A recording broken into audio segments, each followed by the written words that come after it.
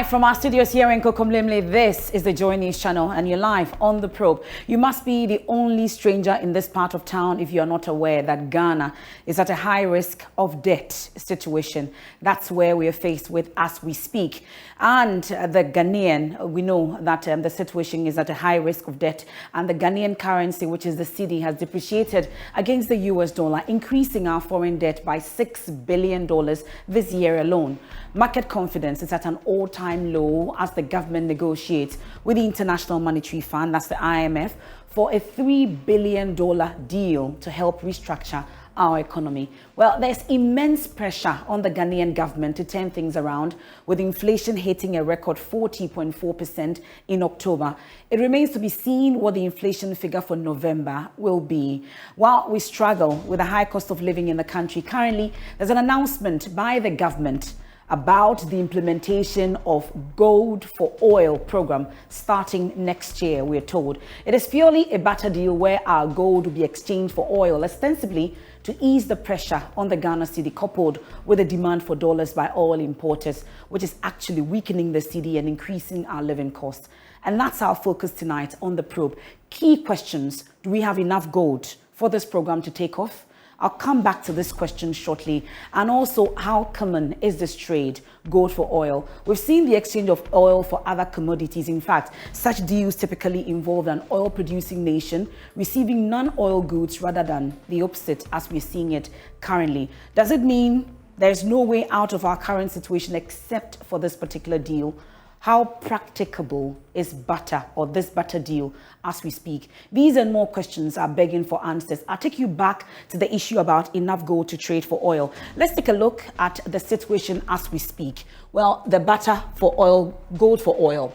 Ghana's dwindling international reserves. I'm talking about our gold and our USD, amongst others. This is in billion USD. From January all the way to October 2022, this is how the figures look like as we speak. In January, we started off from $9.8 billion. Now we are in October, we are left with $6.7 billion US dollars. I'll go on to the next slide. We'll look at the barter for oil in our billion US dollars. This is the source from the Bank of Ghana.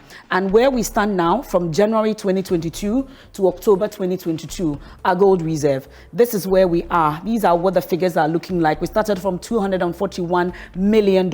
Now we are at 4. This is what we are looking for, 4 billion. That's where we are in October. Go on, Ashlevi, let's go on. And then Ghana's current total gold reserves. This is where the action is. This is our total gold reserves as we speak. We have 8.7 tons. That's our total gold reserves. And our total gold reserves in USD, that's 8.7 tons. We are at 469.76 million US dollars. And as we speak, we need about $400 million every month to purchase oil. So this is where we are in terms of our reserves, for which reason I'm sure we are implementing this gold for oil deal. But we'll take a look at it into details. And then our final slide, let's look at this. This is our gold prices per fine ounce. These are the figures. This is the fine chart from January 1,816. This is in US dollars, and now it is 1,666. That's where we are as we speak. And then finally, we take a look. This is World Gold Council. That's where we are now as we speak. So these are gold prices per fine ounce. These are the figures. This is how it's looking like. So you need to settle down as we're bringing our guests for tonight. We're live on the Joy News channel, also on myjoyonline.com, on all our social media platforms. We've got you covered. I have on the phone joining us this evening, Dr. Mohammed Amin Adam. He's a deputy Minister for Energy in charge of petroleum, joining us this evening. We also have Dr. Suleiman Akone, he's the CEO for the Chamber of Mines. Let's take a look at the situation there as well. We know talks are ongoing. We'll also be joined by Dr. Kwabena Donko. He's a member of the Mines and Energy Committee in Parliament. These are my guests for tonight. You are also free to join us with your thoughts and comments. It's via our social media platforms. Just leave your comments there and we'll get to it this evening. All your questions will be answered. Gold for oil. How practicable is it? That's in focus tonight on The Probe. I am Emefa Apawu. A quick turnaround and we get talking. Thanks for staying with us.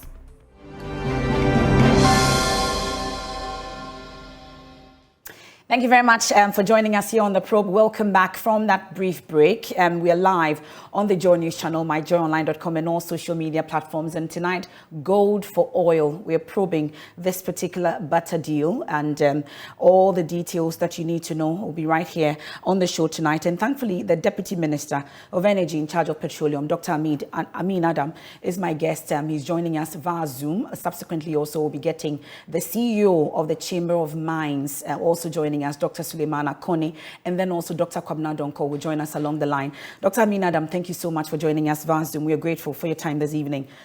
We could test your microphone and let me hear you as we welcome you. Hello, Dr. Well, I can't hear you. I didn't hear anything. If you could take it again. Okay, so I was just welcoming you to start with. So I just wanted to test your microphone. I hope you're doing well. I'm doing great. We thank you.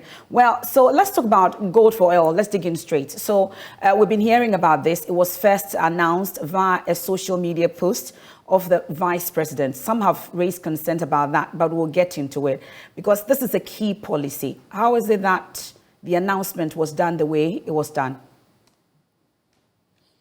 Well, I think that government, as you know, is concerned about some of the difficulties, that our economy is facing. And every day, every hour, every minute, we are thinking about solutions.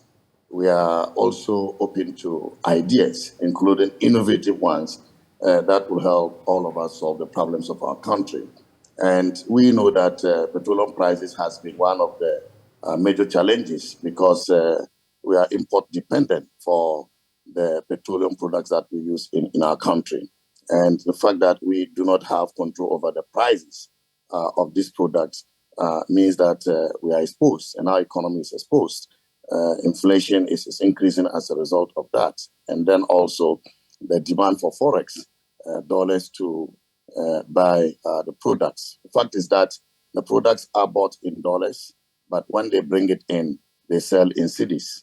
They then have to go and look for the dollars from the market to be able to pay their suppliers in dollars. So this cycle imposes enormous pressure on the domestic currency. And this is why we also experience depreciation in our currency. And so to address the two challenges of pricing and then also at the same time reduce the demand for dollar, the pressure on our cedi, this idea was conceived. And we've been discussing it behind the scenes, and we will further from this week engage the citizens of Ghana more on the operationalization of this policy. Okay. Now, to explain to you how this policy will work. I'll get to how this policy will work. I'll get to how the policy will work because this involves gold, our precious mineral as a country. Why is it that the vice president announced this through his Facebook page, and it appears that it was the same time that we're going to read the budget? How is it that it did not find expression there, but rather on the Facebook page of the vice president? That's the key question that people are asking. If this is an important deal for government, should it be through a social media platform? Well, I think that we must not take this out of context. Government will use any means to communicate to the citizens of Ghana. And the fact that you were able to access this information through social media means that it is a reliable, convenient, and accessible means by which citizens of Ghana can get information from government. And the fact that we put it out through social media is the reason we are discussing this subject today. And many other people who haven't seen it through social media will have the opportunity to listen to this program and understand it better. And as I said, we are going to further engage stakeholders, some of whom have been engaged over the last 3 weeks. And we are not ending it here.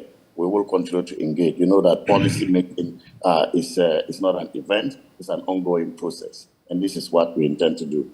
Okay, so let's talk about it because it appears that even before the announcement, a lot of background work had already started. And I know you are key in this negotiation. Let's talk about it. Where exactly are we with talks on this? So we have been engaging with a number of stakeholders those in the oil industry in Ghana. We have engaged the Bank of Ghana. We also have been talking to oil suppliers, those who supply petroleum products to our country through the BDCs. And we also have been engaging gold refiners as well as gold brokers. And so extensive discussions and consultations have taken place over the last 1 month. And this is why, at this point, we are confident that we can implement that policy, hence the announcement by His Excellency, the Vice President. Now, the main factors that we need to look at to implement this policy are, as you asked, do we have enough gold to exchange for our oil requirement? And secondly, do the oil suppliers agree to accept gold in exchange for the product they supply to our market? You know, so these are two fundamental factors. And for both factors, I can say, yes, I'm very affirmative. We have enough. So we'll start with the first factor. We start with the Yes. first factor. We have enough gold. Yes. As it stands now, Yes. we have 8.7 tons. That's in our reserve, which is 469.76 million. That's what we have in terms of our reserve. For which reason you're going fishing or looking for more gold? So let's talk about it. You say you have enough. Yes. No, but we need to put this against our oil requirement. And so monthly, we need about 350,000 metric tons of petroleum products. And at current prices, that amounts to some 340 million US dollars.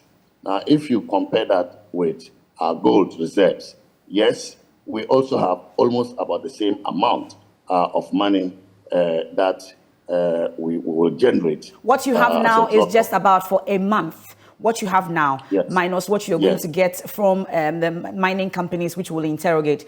As we speak Yes. today, you have only 1 month supply, just about a month supply, if you have to rely on what we have in terms of our reserves. No, I don't think you need to pack all the annual requirements we need, and then you'll be picking monthly to do this transaction. Gold mobilization and gold purchases are everyday activity. And so we have looked at the market. The Bank of Ghana is already buying gold in cities, and they are able to do 50,000 ounces of gold a month. Okay. Then you have the PMMC, a precious mineral mining company, that also purchase gold from the small-scale miners. They have indicated to us that they can be able to buy up to 160,000 ounces every month, and they can even do more because of the community mining program. And what we need monthly is just 205,000 ounces, and that would translate in monetary terms to about $340 million. And so if you look at our oil bill vis-a-vis the weight of the gold that we are able to mobilize monthly, there is no doubt that we are able to get the required gold to exchange for the requirement of our petroleum products. And so we are very confident that this is a policy we can implement without difficulties. Do we have... Secondly, are the suppliers of petroleum products ready to accept gold? We have engaged them, and almost 80% of those we engage are ready to accept gold in return. There are a few others who will not accept gold, but they are ready to engage gold brokers who will take the gold and provide the forex equivalents to them. And so as far as that is concerned, we are also very confident that this transaction will be implemented without difficulty. Okay, so you've talked about 80% of those that you've engaged so far ready to accept gold, and then also the issue about where you're going to get the gold from, but we'll talk about that. But first off, who are these persons that you've engaged, the 80% that you talk about that are ready to accept gold in exchange for oil? Let's talk about these stakeholders, those particular people that you've engaged so far. So I'm not able to mention, names of companies, as you know, for obvious reasons. We're still negotiating with them. But there are two types of product suppliers. You have the international oil trading companies. We've engaged some of them who are ready to accept our gold. And others, as I said, will take the forex equivalent through gold brokers. But we also are making arrangements for a G2G supply. And by G2G, I'm talking about government-to-government supply. We have spoken to some companies in the UAE. We have spoken to some companies in Asia. And we have spoken to some companies in Europe. And we are very confident that we are ready, because the indication we got from them are very positive. Okay, so government to government, we are talking about the United Arab Emirates, because we know that after the announcement by the president, for instance, there was a delegation that went to the UAE in search of this cheap fuel that we talked about. Initially, there was no gold for oil. At what point did we introduce all this? Because after the announcement, all we're told is that you were going in search of cheap fuel.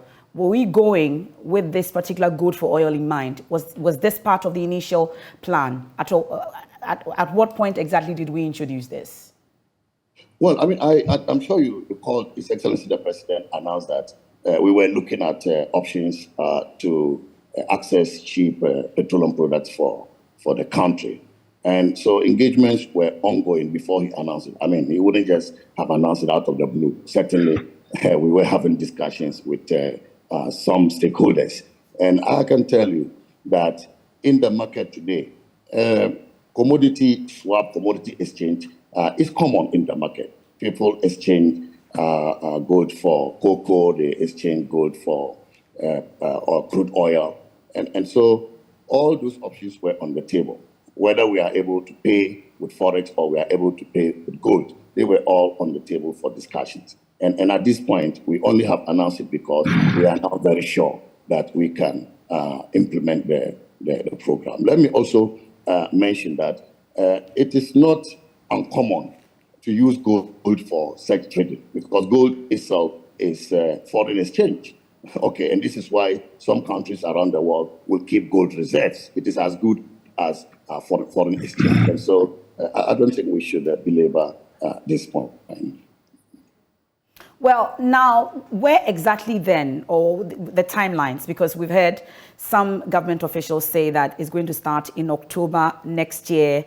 I've seen also that statement from the Lands and Natural Resources Ministry to the Managing Director of PMMC, amongst others. And it appears that this is supposed to start in January 2023. So please give us the timelines. When exactly is this supposed to take off?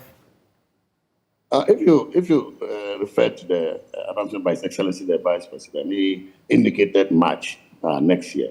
But we are working very fast to implement as quickly as possible. If we could start, implementing this today, we will start, because we don't have patience. We are eager. We are working hard to reduce the burden on the people of Ghana. And so, granted that we can even start today, we will do that. So we're working around the clock to ensure that before March or just about March, this program is started. And do we have the buy-in of these mining companies that you're going to be buying this 20% from? Do you have their buy-in? At least the large-scale mining companies, the community mining that you talk about, and the small scale. Do you have their buy-in so far? I think you know that there is an ongoing relationship already existing between the large mining companies and the Bank of Ghana. Bank of Ghana started buying gold, I think, from last year. So the directive by the Minister for Lands and Natural Resources is just to scale up and increase the quantity, and also to provide certainty to the gold purchases in order for us to be able to mobilize as much as we need for this program. But from what you're seeing, it appears that it's going to be compulsory. Is that the case? Because I see, for instance, that all mining licenses for these community mining schemes shall include a clause mandating licenses to sell their gold output to government. Is it the case that this is going to be a compulsory deal between Ghana, or the government, and these mining companies? Are you forcing them to sell to you? Let me indicate, first of all, that Ghana has a liberal market environment, okay, where demand and supply dictate the terms of our engagement. Mm-hmm. But we also know that markets fail. And when markets fail, because prices are increasing, because the effect of those transactions are affecting our economy, government will intervene. And government will intervene legitimately. okay? And government is intervening through directives, through policies, through legislation. And so to the extent that we find it so necessary that we introduce a new policy, government will not hesitate to do that because the overall objective is to protect the citizens of Ghana first, okay? But in order to also create confidence in the investor community, government engages them as well so that they can get a buy-in. And so the Ministry for Lands and Natural Resources certainly has been engaging the buying companies. There were engagements before the gold purchase program started. And so such engagements will continue to define the terms of our engagement with them. So as it stands now, you would say that everything has been fleshed out, like you say you are in a hurry, but you haven't been able to tell us, at least with the UAE, we've told us, but Asia, Europe, which countries in particular are we dealing with? Well, as I indicated to you, the UAE came up, unfortunately, but certainly there are other countries we have engaged. Even in Africa, in West Africa, we are engaging governments around us in order to ensure that we have a smooth transaction and a program. I'm not able to mention all, but just wait a little and see. We will provide the details in the days ahead. Okay, so we've had March, we've had October, we've had January. When exactly? I have indicated to you that His Excellency the Vice President mentioned up to March. Mm-hmm. I'm even surprised you are talking about October, okay, because there's no any official statement to that effect. But we spoke to the economic advisor. We spoke to the economic advisor to the Vice President. That's when October came up. So, yeah, but whose word will you take, the Vice President or the economic advisor? And so, as I said, in spite of the fact that we've mentioned March, we are working so hard. Even if we can implement tomorrow, we have to implement. But we have to make sure that all the dots are clear in order for us to implement it smoothly.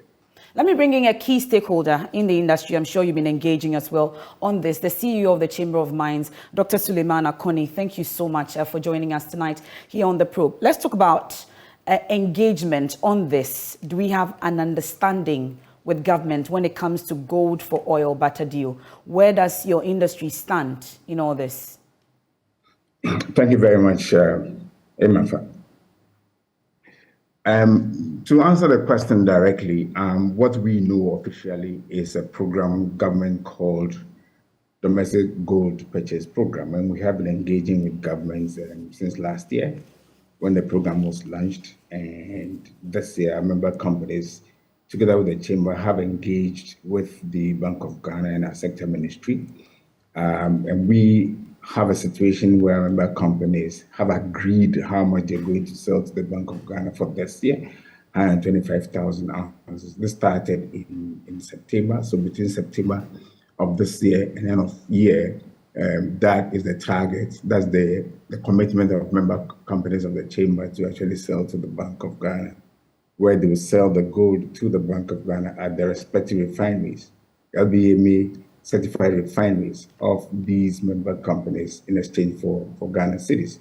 So that is the arrangement we know about. Of course, the other leg has to do with our commitments for next year. And in a letter to the Chamber of Mines, for the benefit of our member companies, we had two targets. The first target was for 2022, and then the second target for 2023. And now in that target, you had 600,000 ounces, which represents about 20% of the production of the large-scale mining companies for the year 2021. So I guess probably that 20%, ratio, which is being spoken about, is a way of reflecting what the target is for the gold purchase program. As we speak, we have not had specific engagements on the gold for oil program. However, we have cited through social media communication from our Honorable Sector Minister to our regulator, the CEO of the Minerals Commission. It's our expectation that in the coming days, we'll have further communication from the regulator Minerals Commission. And then I'm sure we'll be able to engage further to see how best we can really understand how different the gold for oil program is from the domestic, gold purchase program. My sense, though, is that it's a way of leveraging what we have actually agreed upon. Initially, we thought that this was going to be a short-term arrangement, but if indeed government believes that this has been quite successful and therefore it needs to actually elongate it and leverage it for the greater good of the country, I think it's something we can't discuss as an industry with government going forward. Well, but thankfully, the Deputy Energy Minister is with us, so maybe he can provide some answers. You've asked a key question about how different this particular program, which is the 20% you're going to be buying from your members through the Bank of Ghana, from the domestic purchase agreement that is currently being implemented.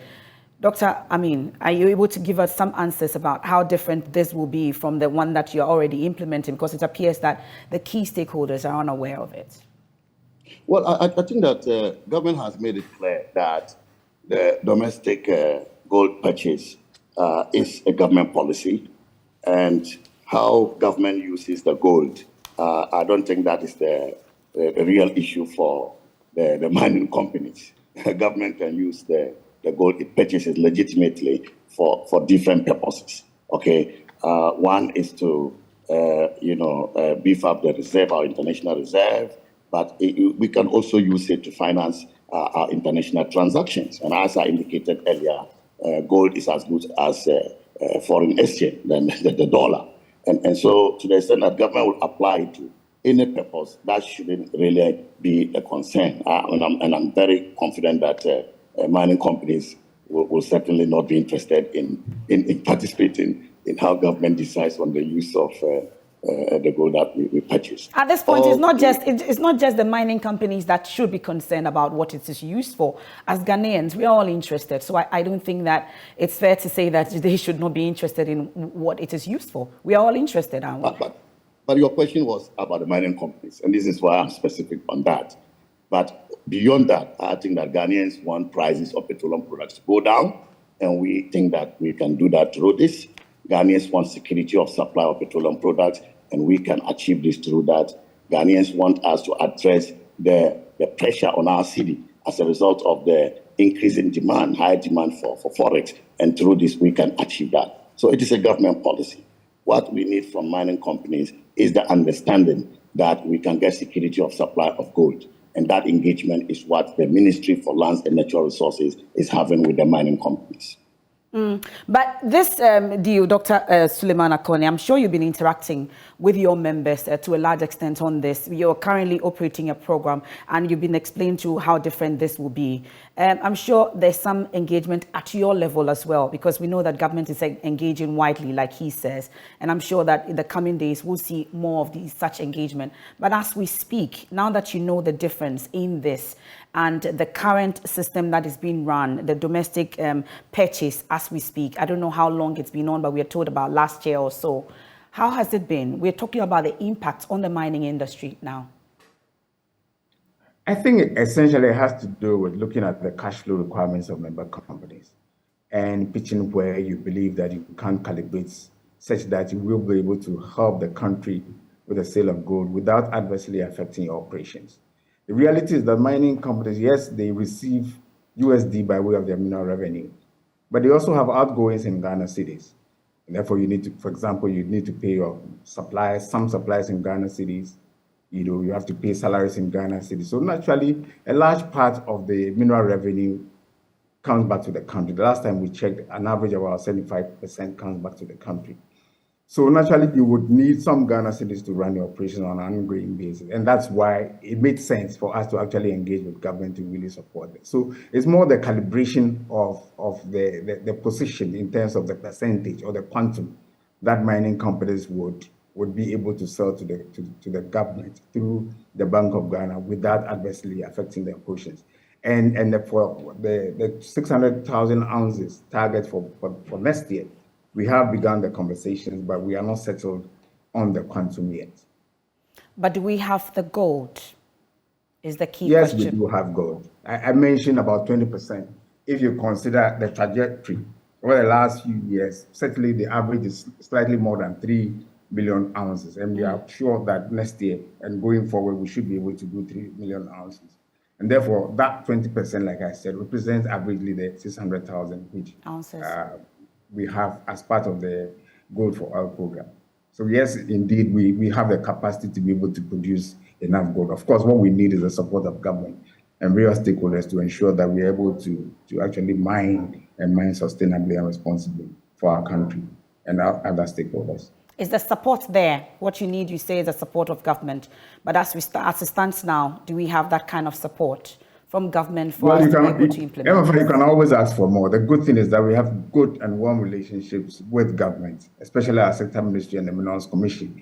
We engage intimately, as well as the Ministry of National Security. One of the challenges we have has to do with the encroachment on the concessions of mining companies, where they need the peace of mind to be able to focus and produce for real stakeholders. These are the areas of support we would expect that government will come to our aid to make sure that mining companies can actually focus and concentrate on their business of mining gold, not just for investors, but even for the state as well. As you can see, the importance of gold in the industry to the country is quite critical, it's quite paramount, and it's important that real stakeholders, especially governments, come to the fore to really support us to be able to mine without hitch or hindrance.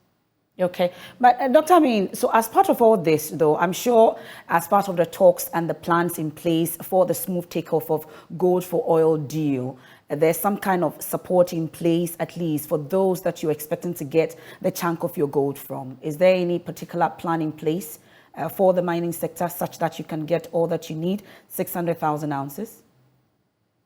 Yes, I mean, as I indicated earlier, we need about 205,000 ounces a month. And if we already have an arrangement for 600,000 ounces, that should give us half of what we need for the year. The rest is being mopped up through the PMMNC. That is by those who are doing small-scale mining. And the community mining program is also taking off very, very well. And we know that we can actually mop up more than we need annually to be able to undertake this gold for oil deal. As for the support for mining companies, we know that government has supported them over the years. That is why the mining sector is growing. We know that government is trying to address the Galamsey issue. And so from a security point of view, they are also being supported so that we avoid encroachment on their concessions. And we also know that on the policy side, government continues to look at ways by which we can make the industry more attractive.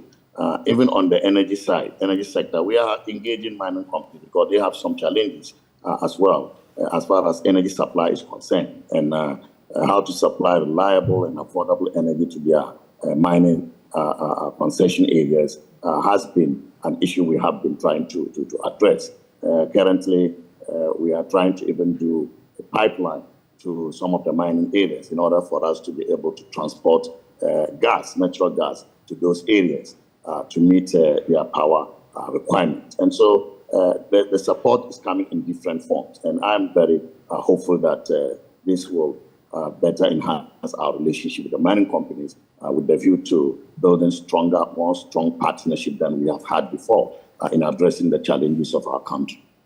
So we know that as part of this whole thing, at least you've been explaining, is supposed to actually strengthen the cedi and also get the oil to bring down the prices for Ghanaians. But I know that as you're buying this 20%, at least as part of what we've seen so far, you'll be buying in cedis, that 20% that you're asking them to buy, because we know that they sell in dollars on the foreign market as well. But really, are we hoping that there will be a win-win situation with the mining companies and government as well? Maybe you can give us some explanation there.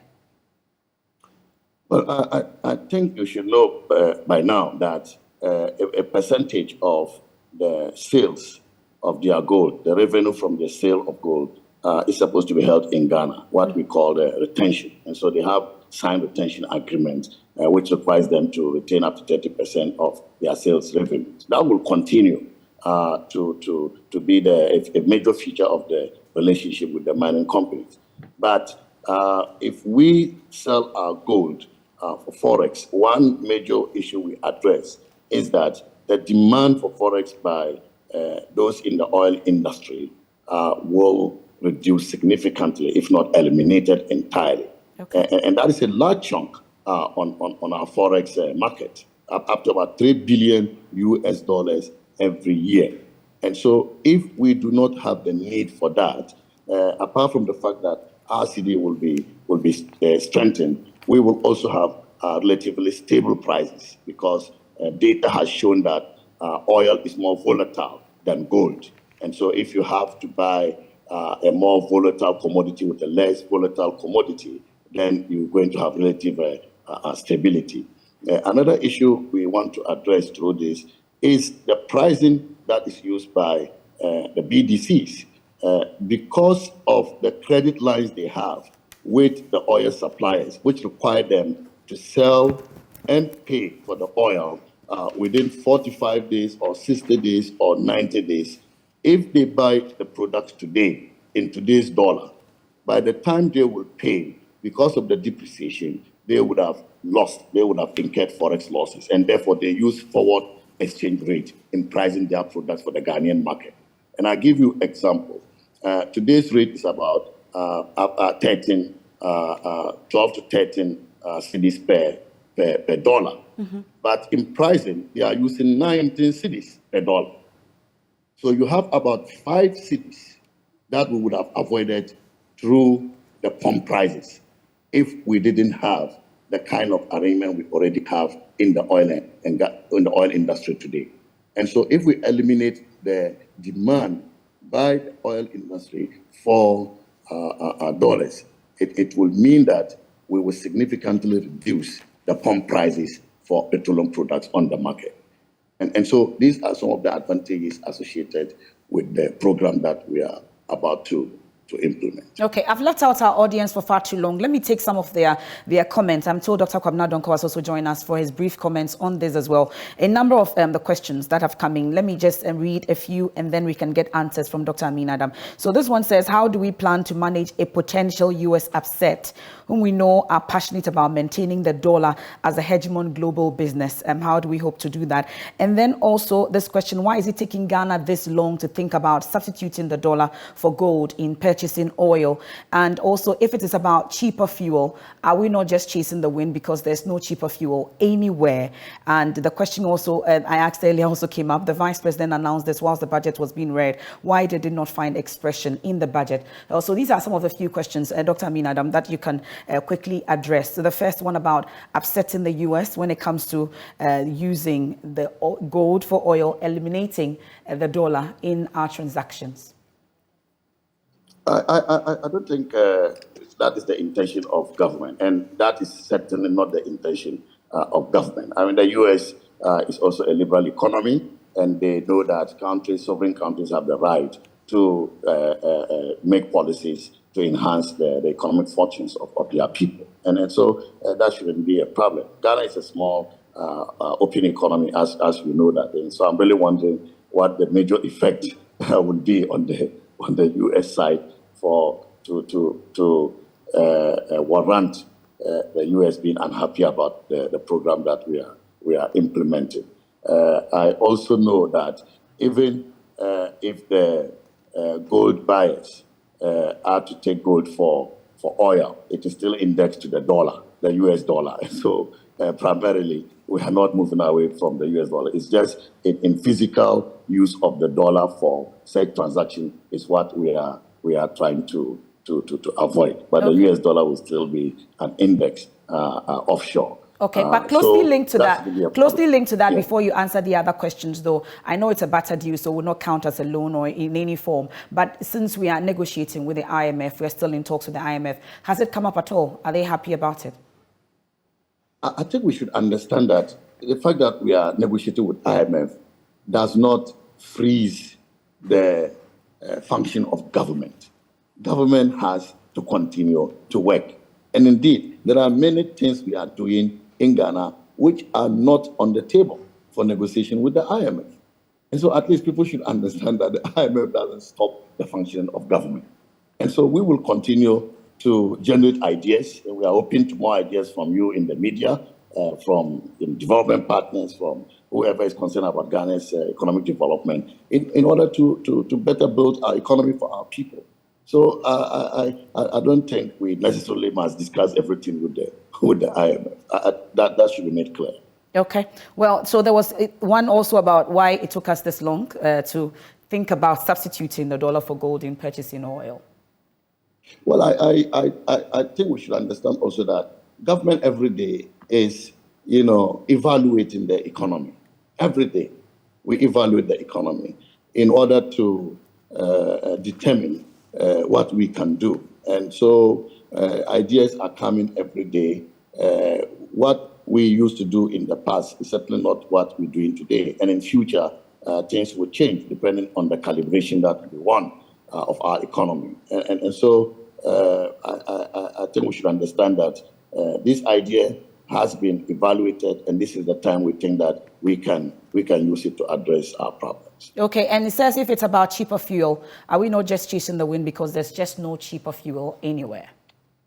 Well, we understand there's no cheaper fuel anywhere, but we certainly can have some reduction, in our domestic economy. And I've mentioned a number of ways by which we are trying to reduce prices. Number one, the forward rate issue will be addressed, and that is one of the major causes of price increases on our market. While others buy products on spot prices, we have to buy based on forward exchange rate, which is used by the BDCs in pricing their product. And we can understand why they do that, because of the depreciation of the cedi, which we are seeking to address, among others, through this program. So if you buy something at $1 today, at a rate of 13, in a month's time, that same dollar that you used to buy today may have a different rate, maybe about 19 cedis per dollar. And BDCs will have to account for this.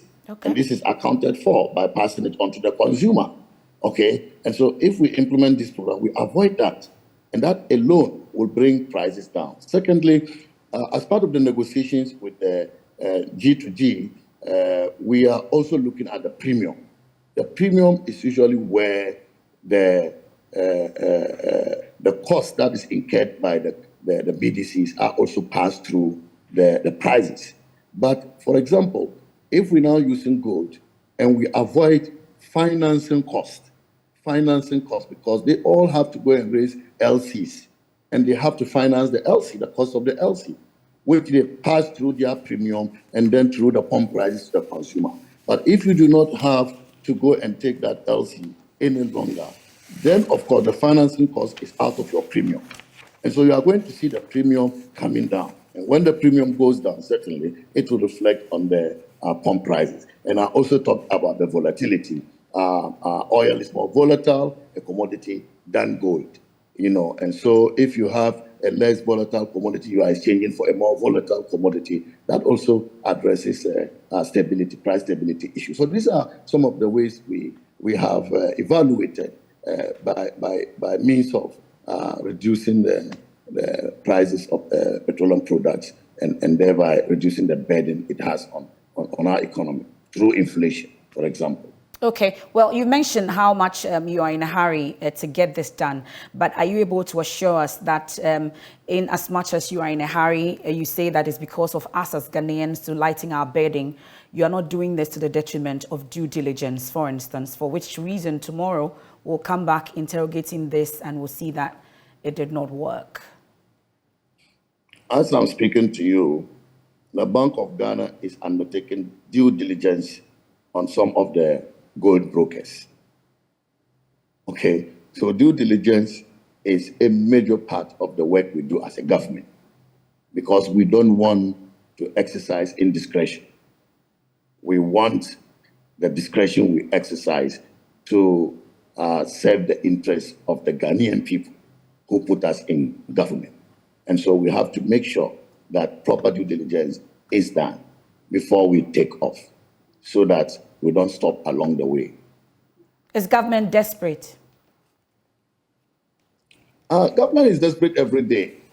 Government is desperate every day because we are not happy about the economic circumstances of our country. And we know that some of these are beyond our control. What is happening in Russia is beyond our control. The logistical challenges in the oil and gas industry globally is beyond our control. petroleum products are priced globally. It's beyond our control. And so to get desperate ideas to address desperate problems, I think should be part of the overall work of government. Okay. And this is what we are doing. So in your estimation, just finally, before we wrap up, in your estimation, when are we to see the first shipment of oil into Ghana that we are purchasing with gold and not dollar? When we do it, you will know. Don't worry about that. You need to be able to give us timelines, at least from work that you've done so far. When are we seeing the first shipment using our gold to purchase? I'm not able to give you that timeline, but the Vice President has given up to March, and we are working within that. Thank you. Okay. Dr. Amin Adam, we are grateful. That's the Deputy Energy Minister in charge of petroleum. We're indeed grateful for your time this evening. Let me bring in Dr. Kwabena Donkor. He is a pioneer CEO of Boston Petroleum Commission, also a former Deputy Minister in charge of petroleum. He's also a member of the Mines and Energy Committee in Parliament. Thank you for joining us, Dr. Kwabena Donkor, via phone. So let's talk about gold for oil. You are a member of a key committee, for instance. Has it come before your committee? Well, it hasn't come before our committee, and I don't speak for the committee. I can speak in my personal capacity. It is, again, another measure of desperation that we are rushing into. Yes, Ghana produces gold, but what percentage of the gold produced belongs to the Ghanaian state? We as a state produce very little. We produce very little gold as a state. And therefore, what it is that we're going to buy, we'll have to buy the gold at the market price. The letter from the Minister for Natural Resources says that the major miners would sell 20% of their product to the Bank of Ghana in cedis. But let's also take cognizance of the fact that the large mines in 2020 produced only about 60% of our exports.